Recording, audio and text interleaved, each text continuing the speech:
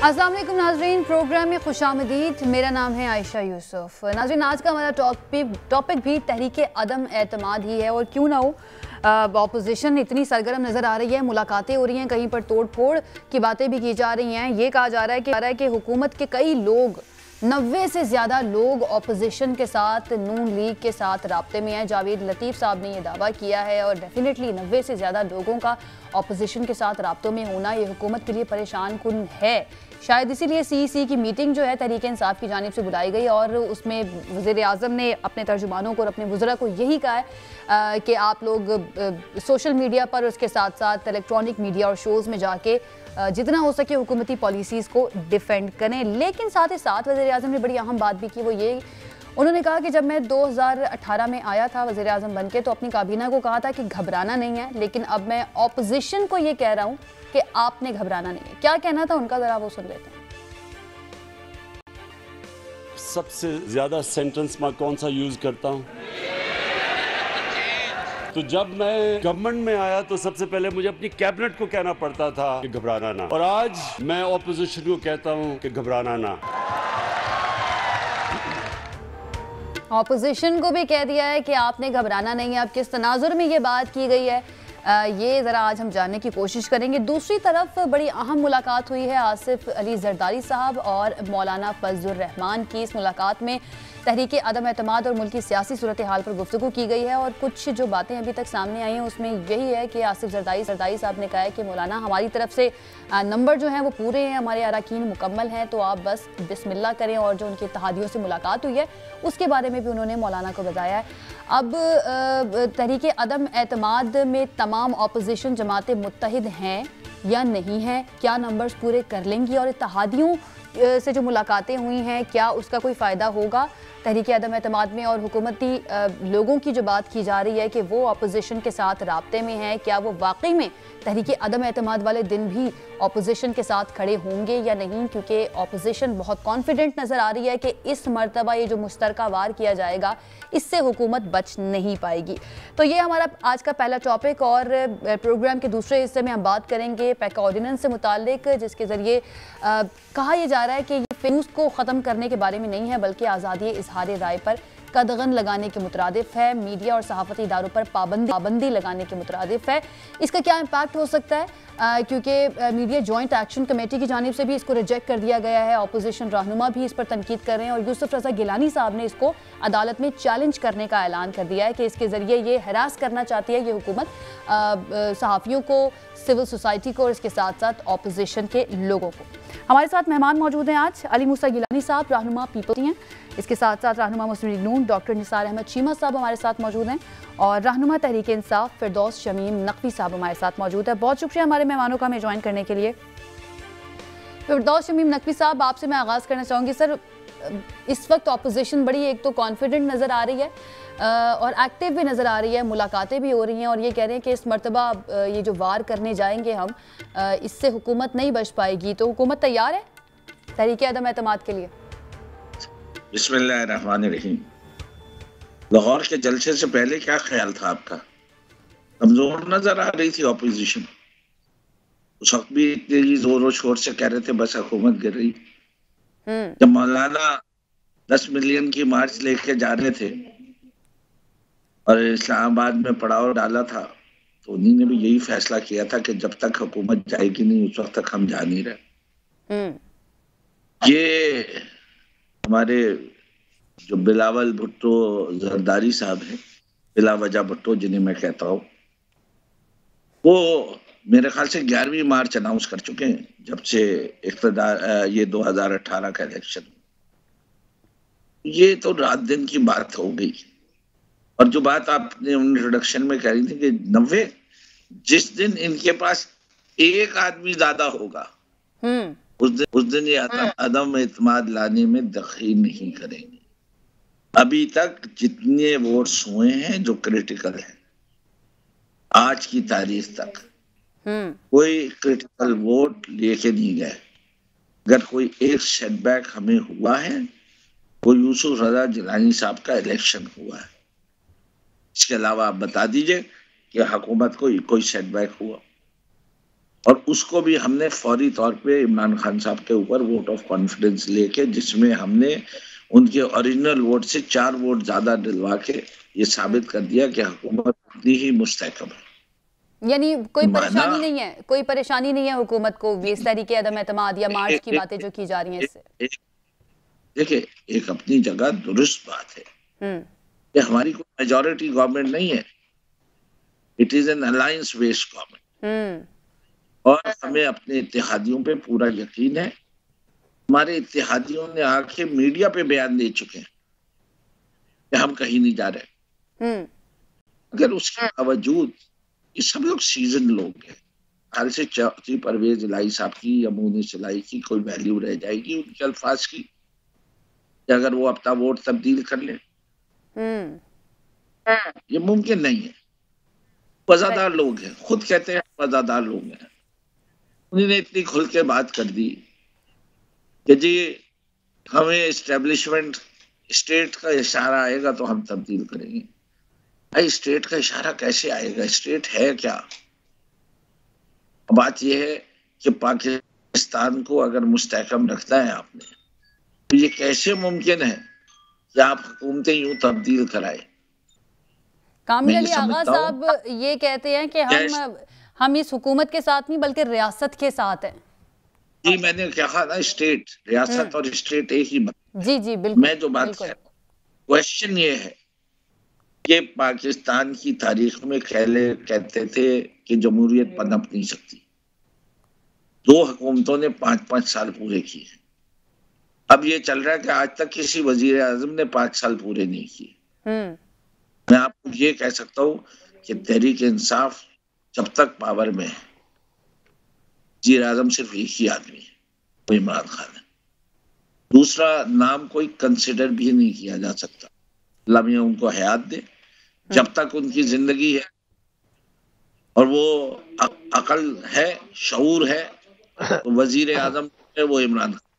सही, ठीक हो गया। अली मूसा गिलानी साहब, आप सुन रहे हैं इनकी बात। हमारे साथ जो मौजूद है फिरदौस शमीम नकवी साहब, वो ये कह रहे हैं कि अगर एक भी वोट जिस दिन ज़्यादा होगा उसी दिन ये तहरीक अदम एतमाद लेकर आ जाएंगे। ये 90 लोगों की जो बात हो रही है या इत्तेहादियों को साथ जोड़ने की जो बात हो रही है, इसमें कोई दमखम नहीं है और ये सिर्फ बातें कर रहे हैं।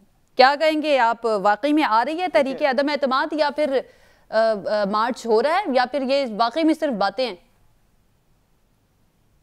देखिए, मैं नकवी साहब ने जो बातें की हैं, मैं उनके साथ बिल्कुल इत्तफाक करता हूं कि उन्होंने ये कहा है कि स्टेट जो है वो हमारे साथ है और स्टेट जब तक कहेगी, तो इन्होंने खुद ही अपने आप को, वो जो हमने chairman Pakistan Peoples Party Bilawal साहब ने जो कहा था कि ये सिलेक्टेड है, तो वो उन्होंने खुद ही अभी तस्दीक कर दी है इस बात की। तो हम तो ये कहते हैं कि ये सिलेक्टेड है। और स्टेट का क्या मतलब है? स्टेट की तरफ ये खुद जितना इस्टेब्लिशमेंट को और स्टेट को और इन इदारों को तहरीक इंसाफ की हुकूमत में गंदा किया गया है, उनको उनकी तजलील की गई है। मैं समझता हूं कि ये किसी दौर में ऐसा नहीं हुआ। चाहे आप वो एक्सटेंशन का मामला ले लें, चाहे आप वो DGISI की अपॉइंटमेंट का मामला ले लें, मतलब उनको टीवी पर लाकर नेम एंड शेम किया गया।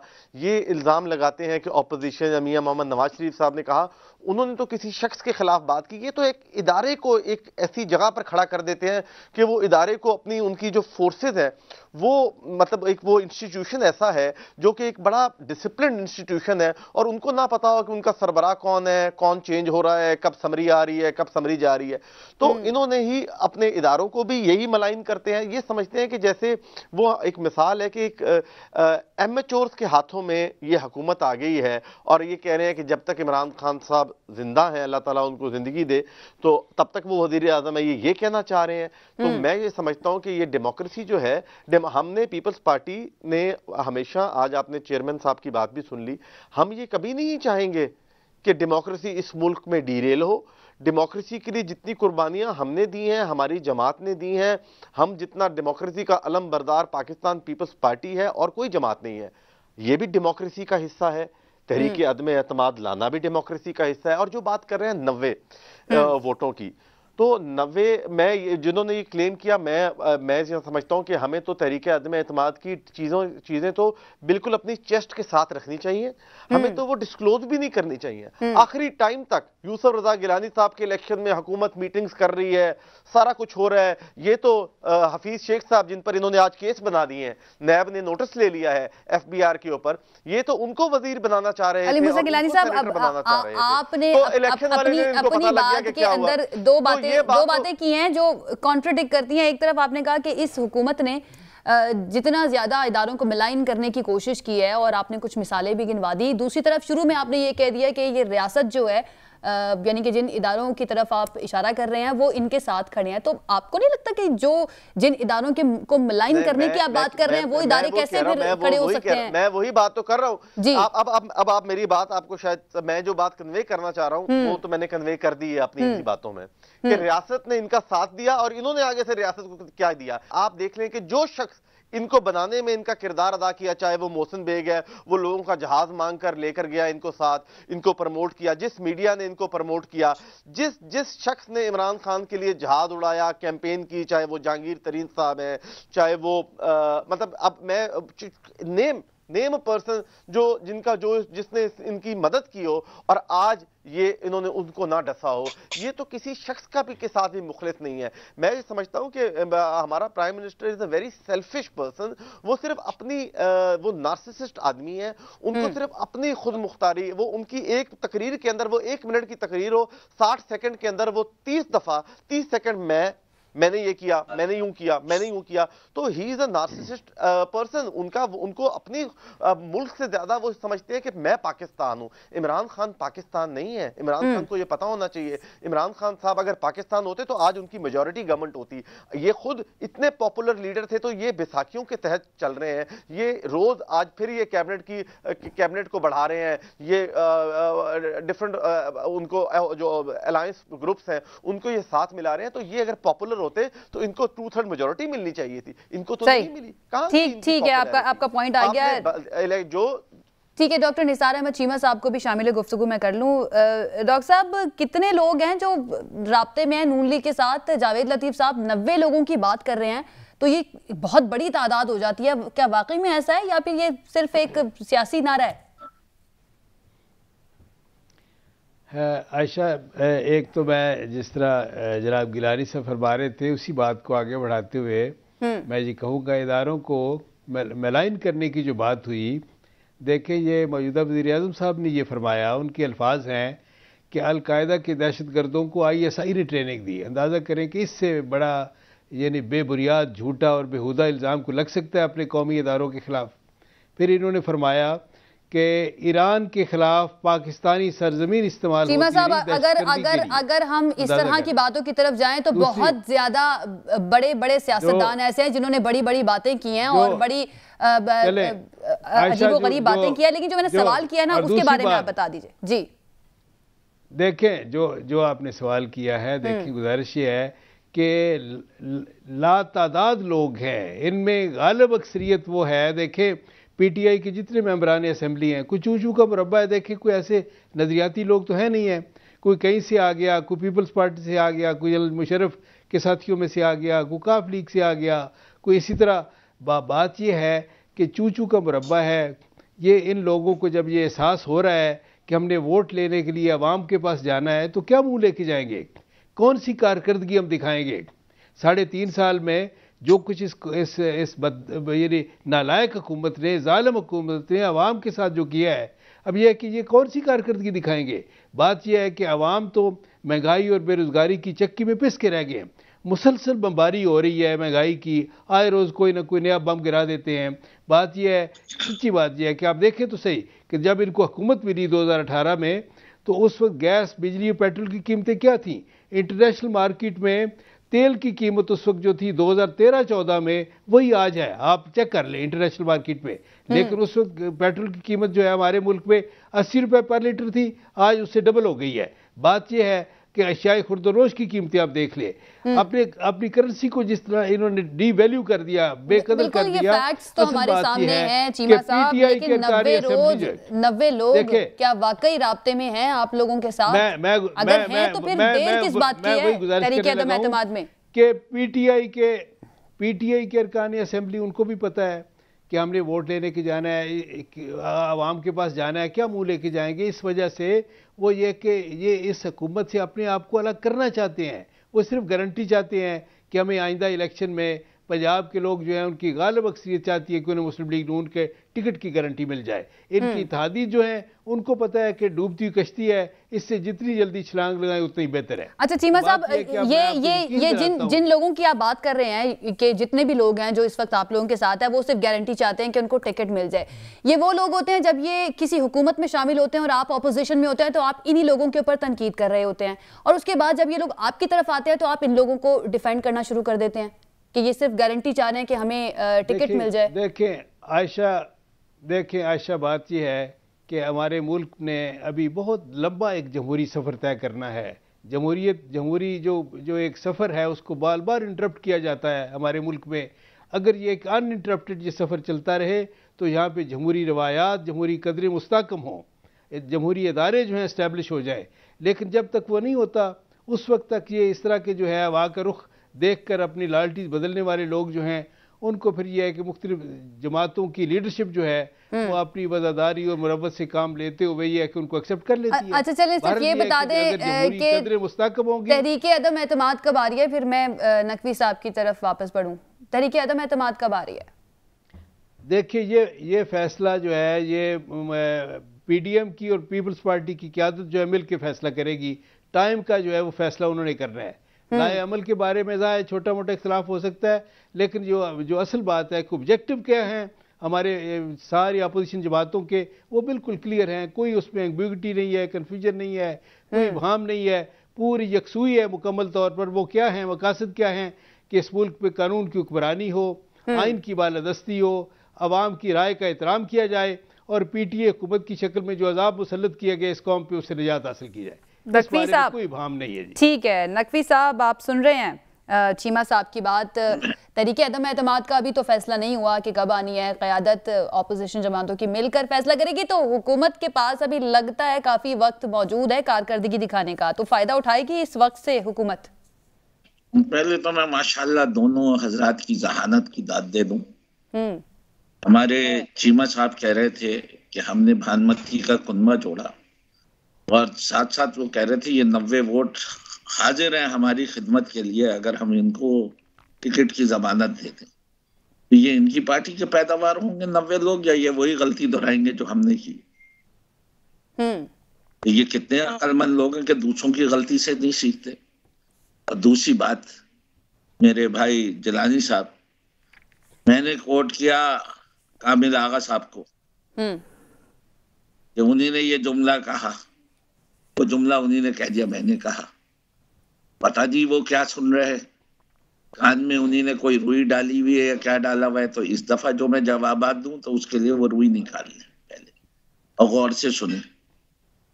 ये बात सारी ये है कि ये वो हुकूमत है, वादा किसी ने किया था रोटी कपड़ा मकान का, 70 में किया था, 14 साल से सिंध में हुकूमत करी है, बताए कितने मकान बनाए।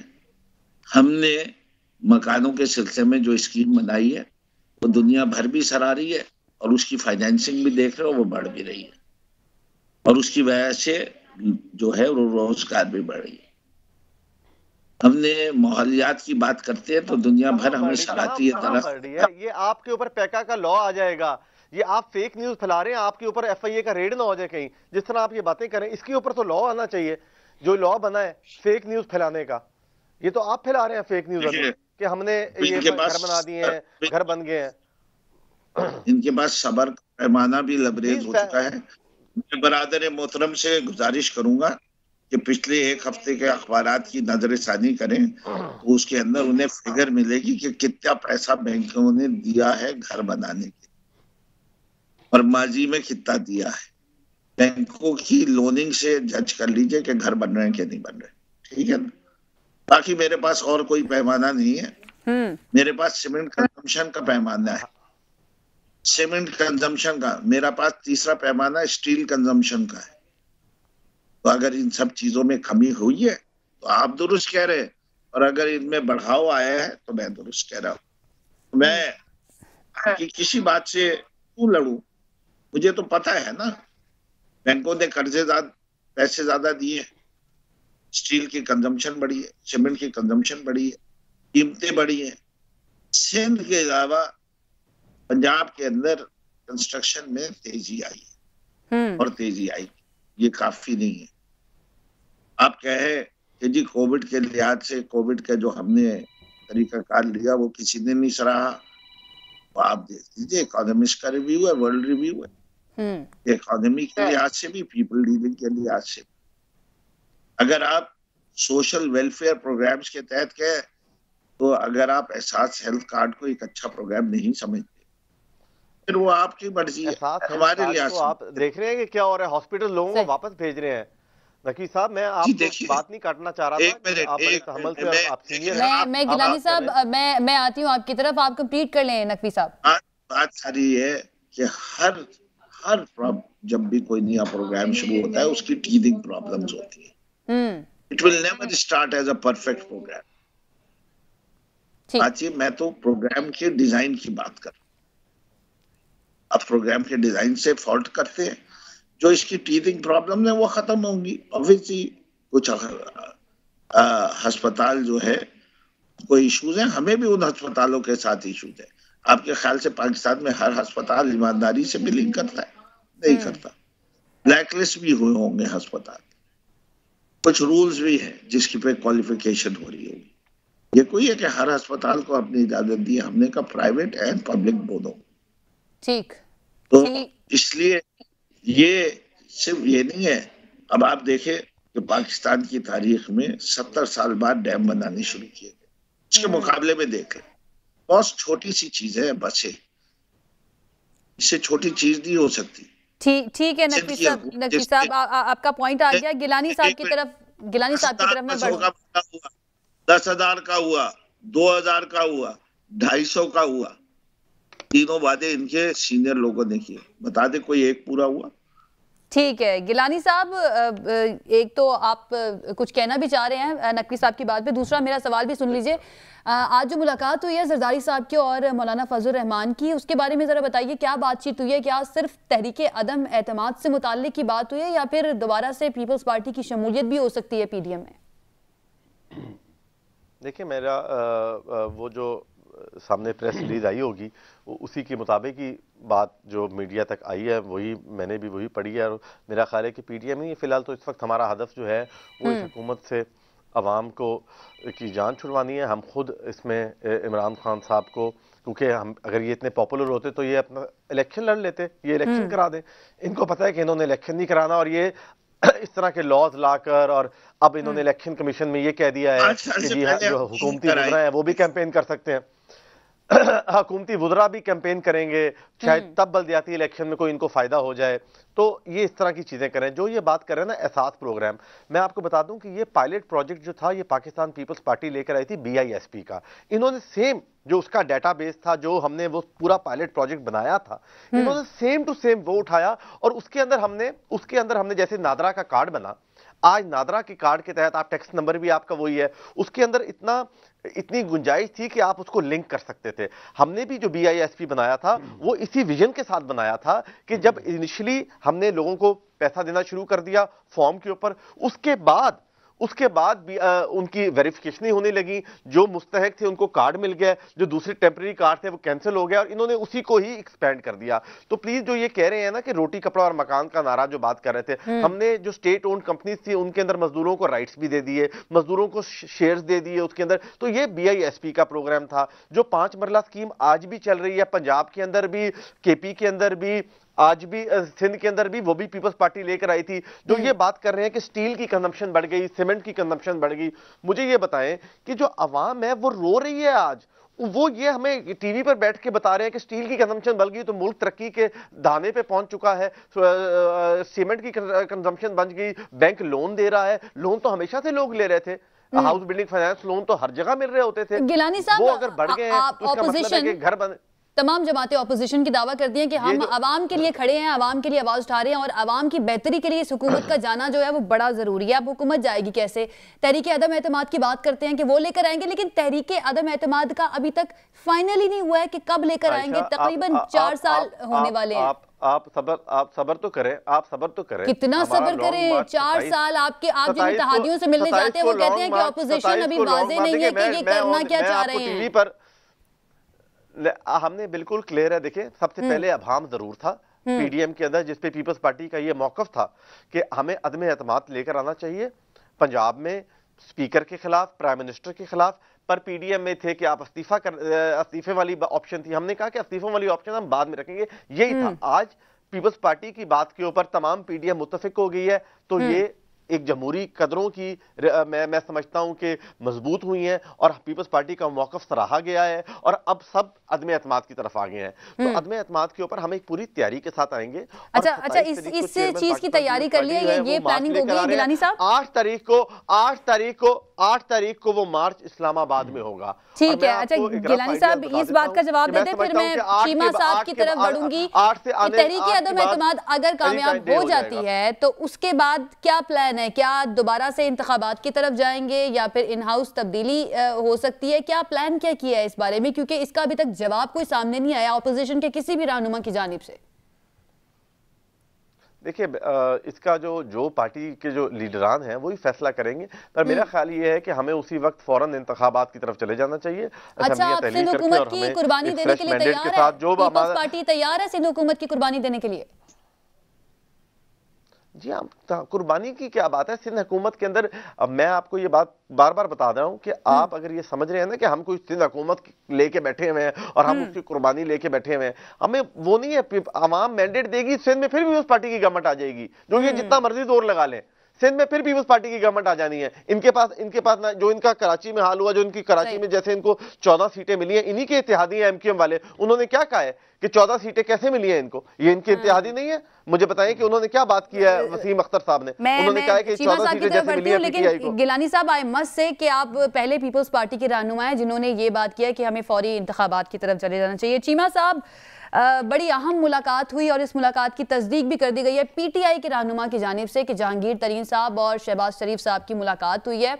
जरा बताएंगे इस मुलाकात से मुताल्लिक, और क्या तैयार है जहांगीर तरीन ग्रुप आप लोगों के साथ आने के लिए, या ये उन्हीं 90 लोगों में शामिल है जिनकी आप बात कर रहे थे?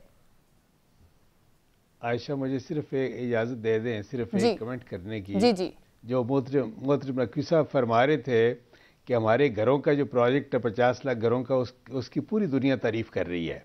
ये हालत है इनके मंसूबों की, जो हवा में मंसूबे हैं, जिनकी ग्राउंड पे कोई उनका काम नहीं है, कोई कॉन्सेप्ट ही नहीं है, और ये है कि पूरी दुनिया उनकी तारीफ कर रही है। एक घर भी नहीं बना, 50 लाख घरों का प्रोजेक्ट जो उसकी पूरी दुनिया तारीफ कर रही है। वो फरमा रहे हैं, पिछले एक हफ्ते के अखबारात देखें, मैं उनको यानी चैलेंज करता हूँ, मुझे बताएं तो सही कि कौन सी दुनिया तारीफ कर रही है। आप पीटीआई जमात को पूरी दुनिया समझते हैं। और दूसरी बात ये है, देखें कि ये इनके तमाम मंसूबों की ये हकीकत है। हकीकत ये है कि ये सारे हवाई मंसूबे हैं, हवाई तारीफ है, हवाई सताइश है, उसी पे ये खुश हैं, उसी में मगन है। आवाम के ग्राउंड रियलिटी से मुकम्मल तौर पर लाताल्लुक़ है। आवाम में जाके देखें तो सही कि आपकी जमात को और आपके हुकूमत को, आपके कायदीन को, ये आवाम जो है वो जिसे कहते हैं कि कहती है तुझको खल्क़ खुदा गायबाना क्या, जाके देखें आवाम आपको किस नाम से पुकार रहे हैं। अवाम ये है कि वो ज़ुबान इस्तेमाल कर रहे हैं उन मज़ालिम की वजह से जो आपने ढाए हैं, कि वो वो जो ऐसी गैर पार्लिमानी ज़ुबान मैं दोहरा ही नहीं सकता। इतने अवाम गुस्से में है, इतने शदीद उनमें गैज़ व गज़ब का वो शिकार है। बात ये है, देखें जो आपने फरमाया, देखें मुलाकातें हो रही हैं, सारे सियासी कायदीन में मुलाकातें। मकसद क्या है? मकसद ये है कि इस नायल हुकूमत से, इस जालिम हुकूमत से, नालायक हुकूमत से इससे निजात हासिल की जाए। ये अजाब की शक्ल में मुसल्लत हुई है। इससे जितनी जल्दी निजात हासिल उतनी कौम और मुल्क के मफाद में है, और अवाम इनको मजीद मोहलत देने के लिए तैयार नहीं है। नहीं, मेरा सवाल है कि तरीन ग्रुप तैयार हो गया साथ देने के लिए ऑपोजिशन का? मेरा ख्याल ये है, मेरा ख्याल ये कि वो तमाम ग्रुप जिन्होंने जाके आवाम से वोट लेने हैं वो सब ने साथ दे रहे हैं, क्योंकि जाहिर है कि वो इस डूबती कश्ती में कौन सवार रहेगा। उन्होंने सब ने छलांगे लगानी है और बिल आखिर उन्होंने ये है कि ये बिल्कुल उन्होंने इस तहरीक का साथ देना है। इस अजाब से निजात दिलाने के लिए मैं समझता हूँ कि हर जमहूरी ज़हन रखने वाले शख्स को साथ देना चाहिए और वो साथ देंगे इंशाअल्लाह। ठीक है नकवी साहब, आप सुन रहे हैं चीमा साहब की बात। डूबती कश्ती है, इस कश्ती को तैराने के लिए हुकूमत कुछ कर रही है? तरीन ग्रुप के साथ कोई राब्ता हो रहा है? क्योंकि इत्तेहादियों के बारे में तो आपने कहा कि आपको यकीन है, आपके अपने लोग भी आपके साथ ही हैं, लेकिन जहांगीर तरीन ग्रुप जो है अब तो तस्दीक भी हो गई कि वो मुलाकातें कर रहे हैं और आई डोंट नो नेक्स्ट क्या होता है, वो किसका साथ दे रहे हैं? मुझे ये बताइए कि कितने लोग इस मुल्क में ऐसे लोगों को हुक्मरान बनाने को तैयार हैं जिनके बारे में यकीन हो कि वो दयानतदार नहीं, चाहे वो एवनफील्ड अपार्टमेंट में आए, चाहे वो मसूद चपरासी के अकाउंट में 400 करोड़ रुपए डाले, चाहे वो आसिफ अली जरदारी के नाम के तहत 10% या 90% लगा दें और उनके एसेट्स जो इंटरनेट पे नजर आते हैं वो नियरली $20 बिलियन पे पहुंच चुके हैं। उस सरे महल को पहले कहते मेरा नहीं है, बाद में कहते मेरा है, और उस अकाउंट से खरीदा जाता है, आजाद गायब करा दिए जाते हैं। आपके ख्याल से इस मुल्क के लोग तो किधर है? आप पकड़े क्यों नहीं रहे जरदारी साहब को? वो तो बाहर खड़े हैं। नकवी साहब यही बातें तो गलत है ना आप लोगों की। आप पकड़े ना उनको। जिस नवाज शरीफ को आप चोर कह रहे थे उसी को आपने कैबिनेट से बाहर निकाल दिया। मतलब आपका पैमाना, मतलब आपकी मुनाफिकत का पैमाना कैसे है? मतलब ये तो कोई तरीका कार नहीं। आई एम सॉरी कि मुझे बीच में कट करना पड़ गया आपको, क्योंकि आप बहुत बड़ी तमीज के साथ इस तरह झूठ बोल रहे हैं। जो झूठ मैं बर्दाश्त नहीं कर सक रहा। मेरे पास वक्त खत्म हो गया है। बहुत शुक्रिया हमारा मेहमानों का हमें ज्वाइन करने के लिए। एक ब्रेक लेते हैं, ब्रेक से वापस आएंगे तो मजहर अब्बास साहब सीनियर तजियाकार हमें ज्वाइन करेंगे। पैका एक्ट ऑर्डिनेंस जो है उससे मुतालिक बात करेंगे एक ब्रेक के बाद। Stay with us.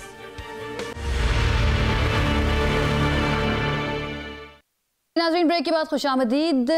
प्रोग्राम के इस हिस्से में हम बात करेंगे पीका तरमीमी ऑर्डिनेंस से मुतालिक, जिसके बारे में आजकल आप काफ़ी सुन रहे हैं, तनकीद भी बहुत की जा रही है। लेकिन सबसे पहले हमें ये जानना है कि ये बेसिकली है क्या।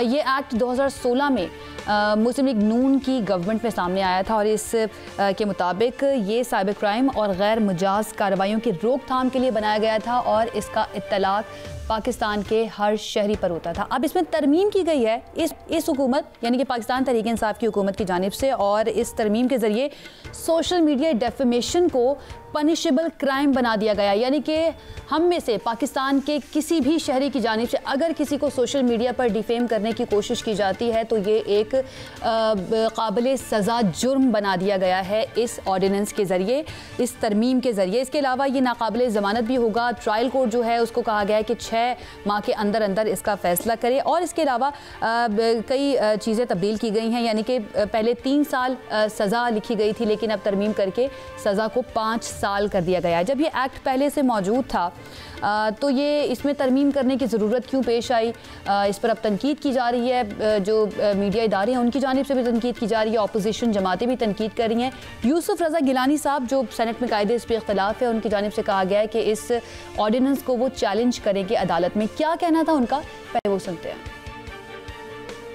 वो कदगने लगाना चाहते हैं, मीडिया के ऊपर ड्रैकोनियन लॉज बनाना चाह रहे हैं, वो हैरेस करना चाह रहे हैं अपने ओपोनेंट्स को और मीडिया को, सिविल सोसाइटी को और सोशल एक्टिविटीज को, ताकि उनके बारे में कोई बात ना की जाए। हम पीका का जो कानून है उसको हम चैलेंज करेंगे। जी, पीका का कानून चैलेंज किया जाएगा। इसके अलावा मीडिया जॉइंट एक्शन कमेटी की जानिब से भी मुस्तरद किया गया है इस ऑर्डिनेंस को, और कहा गया है कि जब तक इसको वापस नहीं लिया जाता वजारत इत्तलात कोई बातचीत आगे नहीं बढ़ेगी। कुछ बात करते हैं इसके ऊपर, इसके कॉन्सिक्वेंसेस क्या हो सकते हैं, किस तरह से अगर इसका अमल दरामद शुरू हो जाता है तो कौन कौन मुतासिर होगा, और क्या वाकई ये मीडिया पर या आज़ादी इजहारी राय पर कदगन लगाने की कोशिश है या फेक न्यूज़ को रोकने की एक कोशिश है। इस पर बात करते हैं। हमारे साथ मौजूद हैं मजहर अब्बास साहब, सीनियर तजियाकार, सीनियर सहाफ़ी हैं। मजहर अब्बास साहब, बहुत शुक्रिया हमें ज्वाइन करने के लिए। सर, ये ऑर्डिनेंस जो है क्या समझते हैं आप, आज़ादी इजहारी राय पर कदगन है? जी बिल्कुल, कब्जा वो है, और सिर्फ यही नहीं जो अमेंड करके आया गया है, बल्कि पैका का 2016 इटसेल्फ भी ये नहीं कि फेक, सबसे ज़्यादा अगर फेक न्यूज़ से किसी को तकलीफ होती है तो वो प्रोफेशनल जर्नलिस्ट को होती है। सबसे ज़्यादा सोशल मीडिया पे अगर गलत इंफॉर्मेशन दी जाती है तो उससे सबसे ज़्यादा हर्ट प्रोफेशनल जर्नलिस्ट होता है, क्योंकि सोशल मीडिया तो एक अनएडिटेड मीडिया है। लेकिन जो रोकने की कोशिश की जाती है उसकी आड़ में जो कवानीन लाए जाते हैं वो ये कहते हुए कि जी हम चीज़ों को बेहतर बनाने की कोशिश करते हैं, क्योंकि कभी गवर्नमेंट ने अपने आप को बेहतर बनाने की कोशिश नहीं की। हमेशा जो अपने मुखालफिन हैं उनको बेहतर बनाने की वो कोशिश करते हैं। असल चीज़ ये है कि इसकी नीयत क्या है।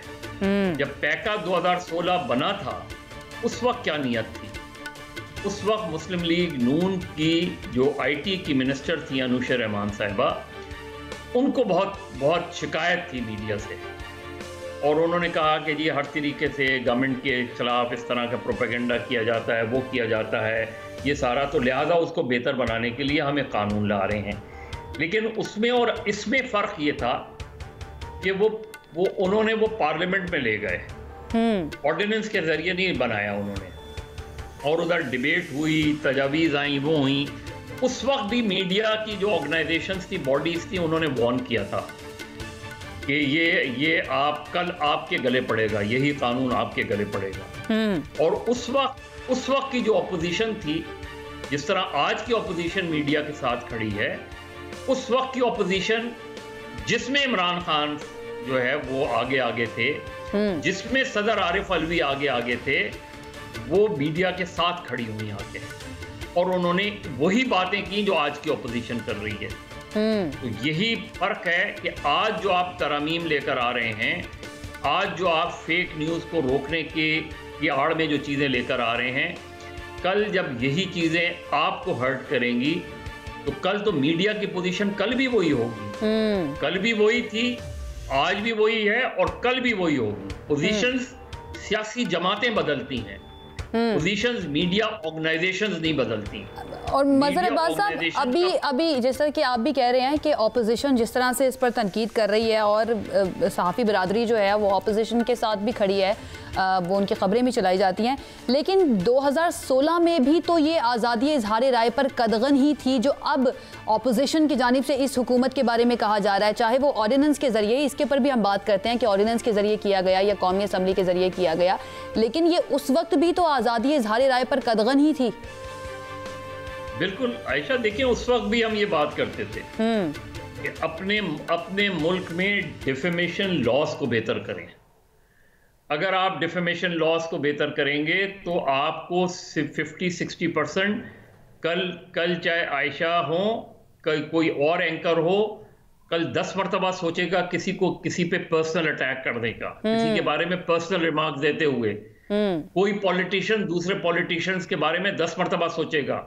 जिस तरह बरतानिया में है कि बरतानिया में इवन अगर जब आप फुटेज दिखाते हैं तो आपको ये ख्याल होता है कि उस फुटेज में कोई ऐसा फरीक ना आ जाए पीछे उसमें तस्वीर में या वीडियो में कि जिसका उस आपकी रिपोर्ट से कोई ताल्लुक ना हो, क्योंकि अगर वो आएगा तो वो कल आपको अदालत ले जा सकता है, केस कर सकता है। बिल्कुल वैसा कानून आप यहाँ क्यों नहीं लाते? यानी आज जो आपकी अगर ट्रांसमिशन लंदन में चल रही होगी तो आपको लंदन के कवानीन के तहत बहुत सी चीजें जो यहाँ अलाउ कर दी जाती हैं वहां अलाउ नहीं होती। तो आप उन चीजों को सोचते हैं, तो आप वो कानून क्यों नहीं लेकर आते? इसलिए नहीं लाते क्योंकि कल फिर आप इस तरीके से किसी को चोर डाकू नहीं कह सकेंगे जब तक उस पर वो मुकदमा साबित नहीं होगा, केस साबित नहीं होगा। लेकिन सर ये जो लेकर आए हैं कानून, ये हुकूमत, सबसे ज्यादा अगर हम देखें मोस्टली वैसे तो अपोजिशन जमातों की जानिब से भी हमें सोशल मीडिया पर इस तरह के ट्वीट्स वगैरह नज़र आते हैं, लेकिन जिस तरह के अल्फाज इस हुकूमत के तर्जुमानों, इस हुकूमत के वफाकी वज़रा की जानिब से इस्तेमाल किए जाते हैं, तो सबसे पहले तो इत्तलाक फिर इधर ही हो जाएगा। जी बिल्कुल, मैं वही तो कह रहा हूं कि अब जैसे जो डिफेमेशन कानून है 2002 का, उसके अंदर ना सिर्फ ये कि ट्रायल का लिखा गया है कि 3 महीने में ट्रायल हो जाए, और 60 डेज में आप अपील फाइल कर सकते हैं और 90 डेज में उसका फैसला हो जाना चाहिए। ये कानून मौजूद है, डिफेमेशन का ये कानून मौजूद है। जो फर्रुख नसीम साहब नए नए कवानीन लेकर आ रहे हैं, इस कानून को बहुत बेहतर क्यों नहीं करते, इस पे क्यों नहीं अमल करवाते? अगर इस कानून पे अमल हुआ होता तो इमरान खान ने जो नजम सेठी ने जो इमरान खान पे, और इमरान खान, शहबाज शरीफ ने जो इमरान खान पे, और इमरान खान ने जो दूसरों पे केसेस किए, उनका फैसला अब तक हो चुका होता। तो डिफेमेशन लॉस को बेहतर करें, चीजों को बेहतर करें, इस तरह के कवानीन नहीं लाएं कि कल कोई भी इंटरप्रेट करके किसी भी बयान को कहेंगे कि जी आपने फौज के खिलाफ तनकीद की है, आपने अदलिया के खिलाफ तनकीद की है। क्यों मैं फौज के खिलाफ तनकीद करूंगा? मैं उसका अगर सियासी किरदार मुझे नजर आएगा तो मैं उस सियासी किरदार पे तनकीद करूंगा। मुझे अदलिया में नजरिए जरूरत नजर आएगा तो मैं नजरिए जरूरत पे तनकीद करूंगा। वो तनकीद मुझसे कोई नहीं छीन सकता, क्योंकि आप कानून करेंगे और मैं तनकीद करूंगा। मैं आज आपसे कहता हूं कि कल मैं अगर किसी के सियासी किरदार पे, किसी नजरिया ज़रूरत पे इस तरह पे तनकीद करूंगा और आप मुझे गिरफ्तार करेंगे तो मैं उसकी आप क्या जमानत, आपने कानून के तहत कहा जमानत नहीं होगी। हमारी तारीख है कि हम जमानत नहीं कराते जब हम गिरफ्तार होते हैं। सर, आईने पाकिस्तान का आइन ये कहता है कि पाकिस्तान के हर शहरी को आज़ादी इज़हार राय का हक है, फ्रीडम ऑफ प्रेस है। तो अगर कोई शख्स अपनी राय का इजहार नहीं कर सकता खुलेआम, या तनकीद जो चीज़ नज़र आ रही है उसके ऊपर अपना ओपिनियन शेयर नहीं कर सकता, तो ये तो आइन की ही खिलाफ वर्जी नहीं हो जाती है? देखिए, दोनों चीजें हैं। एक चीज ये कि हमारी मीडिया के अंदर बहुत खराबी आई है, बहुत खामियां आई हैं। हम बहुत बात सिचुएशंस में बहुत ज्यादा जो है गैर जिम्मेदारी का भी मुजाहरा करते हैं। इस पे मुझसे ज्यादा और कोई शायद तनकीद नहीं करता हो कि हम बहुत ज्यादा इर्रिस्पॉन्सिबल चीजों को और गैर जिम्मेदारी का मुजाहरा कर रहे हैं। उनको रोकने की ये इंटरनल मीडिया मैकेनिज्म बनने चाहिए। देखिए, एक अखबार एक्सप्रेस ट्रिब्यून है, उसने एक ज़माने में ओम्बड्समैन, अपने अखबार में ओम्बड्समैन की मिसाल रखी उन्होंने। जस्टिस फखरुद्दीन जी इब्राहिम पहले ओम्बड्समैन बनाए उन्होंने कि एक्सप्रेस ट्रिब्यून में अगर कोई चीज़ छप रही है, गलत छप रही है, तो आप ओम्बड्समैन को अप्रोच कर सकते हैं। तो मीडिया बॉडीज़ को अपने आप को एवॉल्व करने की ज़रूरत है। हुकूमत रेगुलेशंस के नाम पे पाबंदियां लगाती है।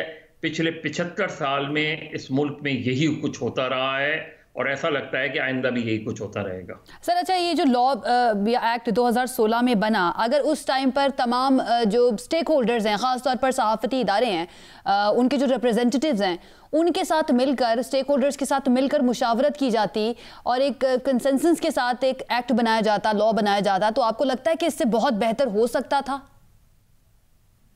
बिल्कुल हो सकता था, क्यों नहीं हो सकता था। इसी तरीके से पैमरा में बहुत सी खराबियां रहीं, लेकिन पैमरा में फिर उन्होंने कोड ऑफ कंडक्ट एक बनाया, हालांकि जर्नलिस्ट बॉडीज़ को उस पर कुछ तहफ़्फ़ुज़ात थे। बाद में उसमें अमेंडमेंट की गई, मुशर्रफ साहब ने अमेंडमेंट की कि जी प्रेसिडेंट को जो है वो तनकीद का निशाना नहीं बनाया जा सकता, लेकिन फिर पीपल्स पार्टी की जब गवर्नमेंट आई उन्होंने वो अमेंडमेंट को वापस ले लिया, ख़त्म कर दिया। बहुत सी चीज़ें बेहतर हो सकती है। इतनी जल्दी क्या थी ऑर्डिनेंस की? एकदम ऑर्डिनेंस लाने की इतनी जल्दी क्या थी इस चीज की? तो ये जो चीजें हैं, जो अप्रोच है गवर्नमेंट की, उसको उस पे नजरसानी की जरूरत है। गवर्नमेंट अपनी अप्रोच पे नजरसानी करे। जो ऑलरेडी कवानीन है उनको बैठ के डिस्कस कर लें कि उनमें क्या चीजें बेहतर बनाई जा सकती हैं, बजाय इसके कि इस तरह की चीजें लाएं जिसकी इंटरप्रिटेशन जो है वो एक किसी के पास हो कि जी आप इंटरप्रेट कर लें कि जी तनकीद की थी उन्होंने किसी की। तज़हीक, मेरी अगर तज़हीक होगी तो मेरा सबसे बेहतर वो यही है कि अगर कोई अच्छी डिफेमेशन लॉज हों, कवानीन हों, तो मैं उस फर्द को अदालत में ले जाऊं और मुझे यकीन हो कि वो चंद माह में फैसला हो जाएगा। इसको आप यकीनी बनाएं। उसमें चाहे हैवी फाइन रखें, उसमें और बहुत सी चीज़ें हो सकती हैं बेहतर करने की। एक तो उसकी ज़रूरत है, दूसरा ये कि मीडिया बॉडीज़ को खुद सोचना पड़ेगा बैठ के, मीडिया स्टेक होल्डर्स को, कि आप अपने अंदर की चीजें कैसे बेहतर कर सकते हैं। Sir, final question, fake news, आप भी यही बात कर रहे हैं और ये इसमें कोई शक नहीं कि ये बहुत बड़ा चैलेंज है। तो तो इसको किस तरह से रोका जा सकता है? क्योंकि फेक न्यूज़ और मोस्टली हम ये देखते हैं कि जो बहुत ज़्यादा न्यूज़ को फॉलो नहीं करते हैं, बहुत ज़्यादा टीवी चैनल्स नहीं देखते हैं, वो सोशल मीडिया के थ्रू चीज़ें देख रहे होते हैं और सोशल मीडिया पर आपको पता है अनएडिटेड हर तरह की चीज़ आ रही होती है और वो उन्हीं चीज़ों पर बिलीव भी कर लेते हैं और उसी के मुताबिक उनका एक मौक़िफ़ बनता है या उनका एक बयानिया किसी भी जमात को लेकर, किसी भी शख्स को लेकर। इसको किस तरह से रोका जा सकता है? क्या ये मीडिया इदारे उनको खुद एहतसाबी करनी पड़ेगी या इसके लिए कोई बॉडी होनी चाहिए जो इन चीज़ों को पॉइंट आउट करे ताकि इनको ठीक किया जा सके? देखिए, बिल्कुल ठीक करने की ज़रूरत है चीज़ों को। देखिए, मीडिया बॉडीज़ तो सोशल मीडिया पे उनका कंट्रोल तो नहीं होता। मीडिया बॉडीज़ का कंट्रोल ट्विटर पे तो नहीं है, फेसबुक पे तो नहीं है, इंस्टाग्राम पे तो नहीं है उनका। ये वो चीज़ें हैं, लेकिन कोई सोशल मीडिया पे अगर फर्ज करें इस तरह की कोई चीज़ चल रही है तो उसे ये किया जा सकता है कि मेन स्ट्रीम मीडिया बगैर तस्दीक के उसको ना चलाए। मेन स्ट्रीम मीडिया पे वो चीज़ें हाईलाइट ना हो उस तरीके से जो सोशल मीडिया पे हो रही हैं। फिर आपको पता है कि ज़्यादातर अगर आप पिछले चंद सालों में देखें, ज़्यादातर ये जो कैंपेन्स चलाई हैं ये किसने चलाई हैं? ये मुख्तलिफ जमातों के सोशल मीडिया सेल्स ने चलाई हैं। तो पॉलिटिकल पार्टीज अपनी रिस्पॉन्सिबिलिटीज फील करें, ज़्यादा प्रोफेशनल लोगों को लेकर आएं और सोशल मीडिया में कोई एथिक्स खुद कायम करें अपने सोशल मीडिया सेल्स की वजह से। क्योंकि अगर आपने मीडिया सेल इस वजह से बनाया है कि दूसरे की पगड़ी उछालनी है, ये करनी है, तो जाहिर है चीज़ें ख़राब होंगी।